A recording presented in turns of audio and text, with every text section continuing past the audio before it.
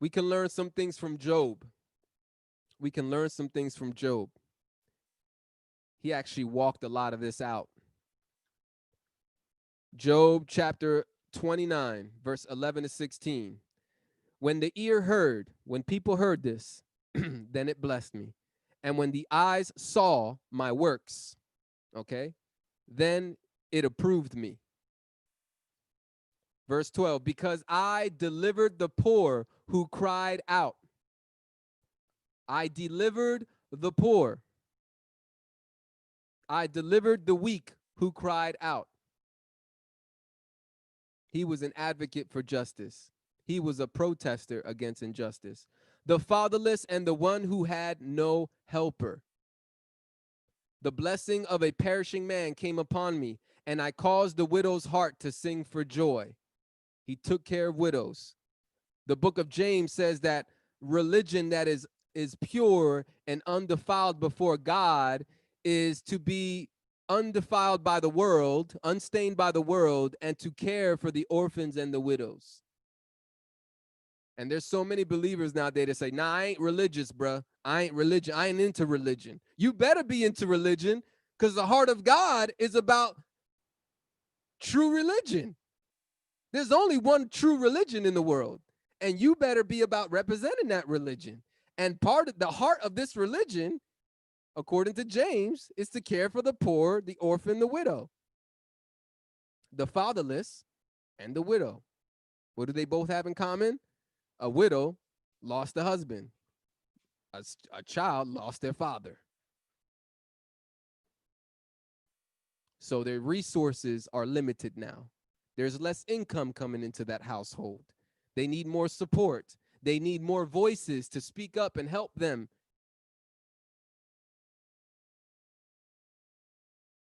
The blessing of a perishing man came upon me, and I caused the widow's heart to sing for joy. Verse 14, I put on righteousness, and it clothed me.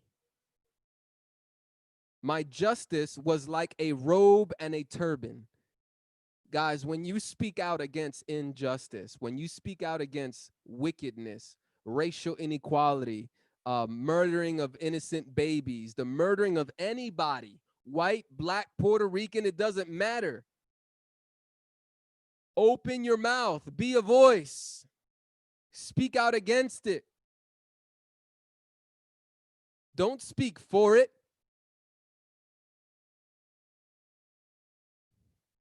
When you do these kinds of things, it is as if you are putting on righteousness, and it will clothe you.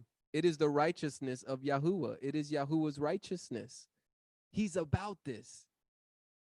Why do we allow Black Lives Matter organization? Why do we continue to allow this gay, lesbian, queer, transgender agenda, witches, warlocks? Why do we allow them to take the mantle and lead in the causes of protesting and rallying against injustice?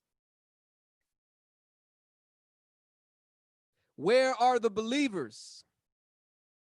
I'll tell you where. A lot of them are on the sidelines. Not even.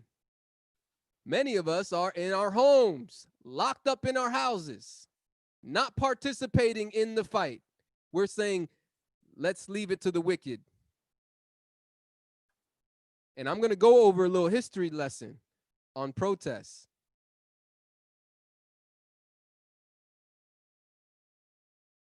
There's not a lot of history to Messianic believers in the past.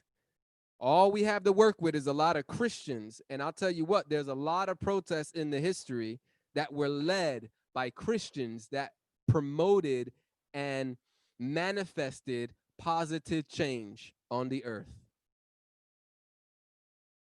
But now we're living in a day and age where the wicked are leading, while believers sit on the sideline and let them just take over. Job chapter 29, verse 15. I was eyes to the blind. I was eyes to the blind. I saw for them. What they couldn't see, I saw. What they didn't see, I researched and I exposed it for them. That's what I've done recently with the Black Lives Matter issue. There's so many people who are sticking to a conservative Republican worldview that they hate anything that comes from the other side.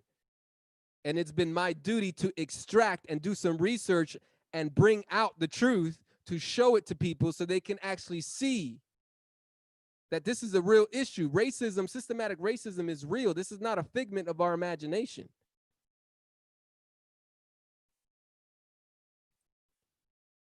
But Job was he was eyes for the blind, and I was feet to the lame.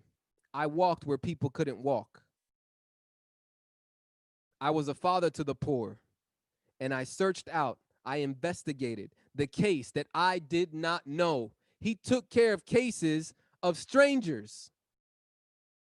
This is not about, oh, I didn't know so-and-so, so I can't really relate with it. That's not, if it was my family member, you know what I mean? No, that's not the heart of Yahuwah, and that should not be the heart of a believer. Job took on cases that he didn't know. Why? Because he was an advocate for justice. He was a protester against injustice. That's all he cared about, because it's right. I'm doing this because it's the right thing to do. I'm coming against this because it's wicked and it's wrong.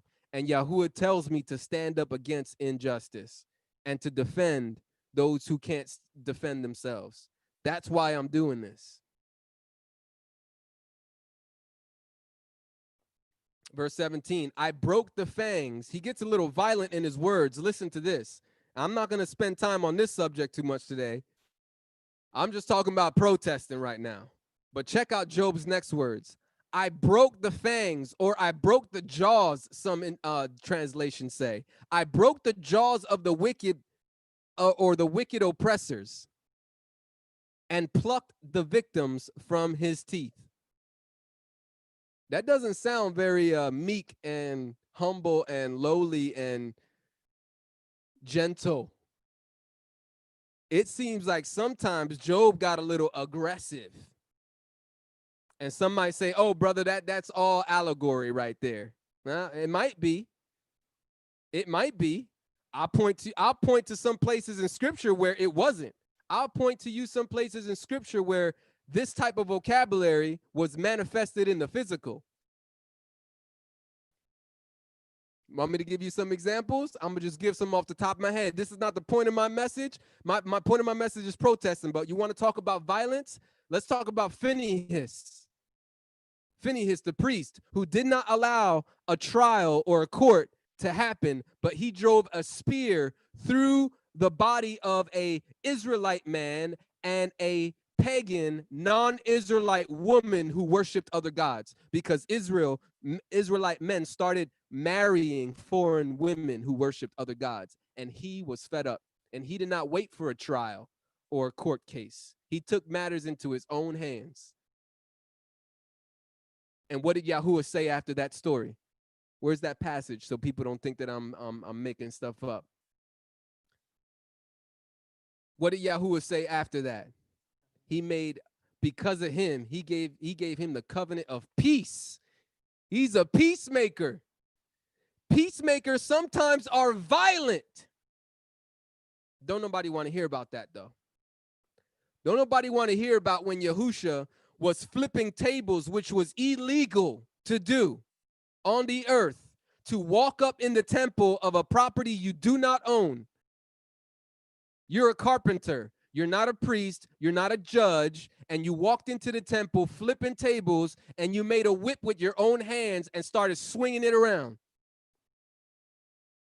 I wish we could get more on that story, because I feel like there should have been more to that story. I assume, even though I don't have the evidence to prove it, but it would make sense that Yahusha got locked up or some kind of fine or something.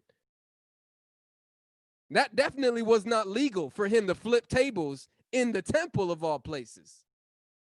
And to accuse the leaders in that temple of being thieves.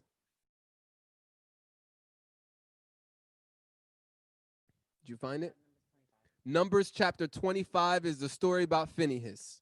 If anybody thinks that I'm lying about Phinehas killing 2 people without trial. But anyway, Job gets a little violent in his words here. I broke the jaws of the wicked and plucked the victim out from his teeth. I could see the second line of verse 17 being metaphorical, but the first line could be, and it could also not be. But like I said, I've given you 2 examples in scripture where justice and protests were demonstrated violently. Protesters take up the cases of strangers. Most protesters do not know personally the person or the people they are advocating for. Neither are we supposed to know. That's not the point. The point is that somebody was mistreated, justice was not served, and we are standing up against this issue. That's what kingdom ambassadors do. You don't have to know the person. Verse 17, sometimes advocating for justice because violent, Yahusha flipping tables, Phinehas the priest literally killing rebels without trial. I'm gonna give it over to my wife a little bit to get in this discussion.